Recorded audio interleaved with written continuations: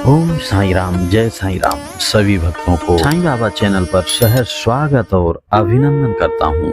तो दोस्तों, बाबा शिरडी कैसे आए और किसके साथ आए, हम आपको थोड़ी सी जानकारी जरूर देने जा रहे हैं। आइए हमारे साथ बाबा का गुणगान सुने और दूसरों को भी सुनाएं। जिला औरंगाबाद निजाम स्टेट के धूप ग्राम में एक चांद पाटिल नाम का धनवान मुस्लिम रहता था।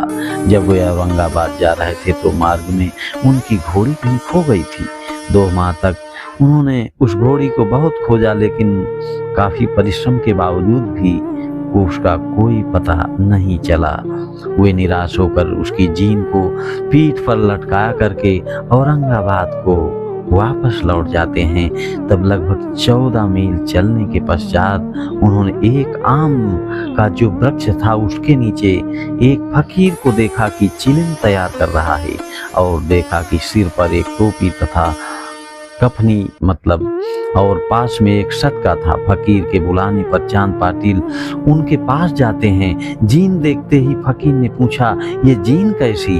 चांद ने कहा, पाटिल ने कहा निराश स्वर में कहा कि ये क्या कहूँ, ये घोड़ी थी, वो कहीं खो गई और उसी की जीन है ये बाबा।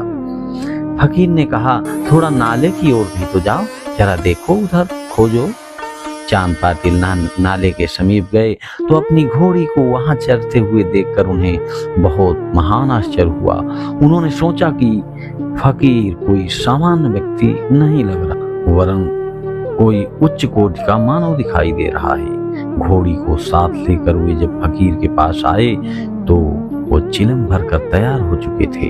केवल 2 वस्तुओं की आवश्यकता थी उनके पास, एक तो चिलम सुलगाने के लिए आग और दूसरी साफी को गीला करने के लिए पानी।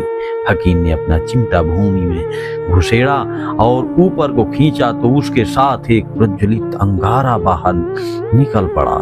वह अंगारा चिलम पर रखा गया और फिर फकीर ने सटके से ज्यों ही बलपूर्वक जमीन पर एक फिर प्रहार किया, वैसे ही वहां से पानी निकलने लगा और उस साफी को भिगोकर उन्होंने चिलम में लपेट लिया। इस प्रकार सब प्रबंध कर फकीर ने चिलम पी। तत्पश्चात चांद पाटिल को भी दिया। यह सब चमत्कार देखकर चांद पाटिल को बड़ा विस्मय हुआ। चांद पाटिल ने फकीर को अपने घर चलने का अनुरोध किया। दूसरे दिन चांद पाटिल के साथ फकीर उनके घर चले गए और वहां कुछ समय तक रहे। पाटिल धूप गांव के अधिकारी भी थे और बारात शिरडी को जाने वाली थी, इसलिए चांद पाटिल शिरडी को प्रस्थान करने का पूर्ण प्रबंध करने लगा। फकीर भी बारात के साथ गए। वहां विवाह निर्विघ्न समाप्त हो गया और बारात कुशलता पूर्वक धूम गांव को लौट आई। परंतु वह फकीर शिरडी में ही रुक गए और जीवन पर्यंत वहीं रहे, और उनका नाम, जो फकीर थे उनका नाम साईं भी पड़ा। जब बारात शिरडी में पहुंची तो खंडोबा का एक किनारे गांव के मंदिर था। वहां के पुजारी मालसापति थे और वो खेत में एक वृक्ष के नीचे ठहराई गई बारात में से खंडोबा मंदिर के सामने ही सब बैलगाड़ियां खोल दी गई थी। बारात के सब लोग एक एक करके जब नीचे उतर जाते हैं तो तरुण फकीर को उतरते देख मालसापति ने ही कहा था, आओ साईं, यह कहकर उनका अभिनंदन और स्वागत किया था। लोगों में साईं शब्द का ही संबोधन कर उनका आदर किया। इसके पश्चात वे साईं नाम से ही प्रसिद्ध हो गए। तो इस तरीके से साईनाथ का नाम भी पड़ा।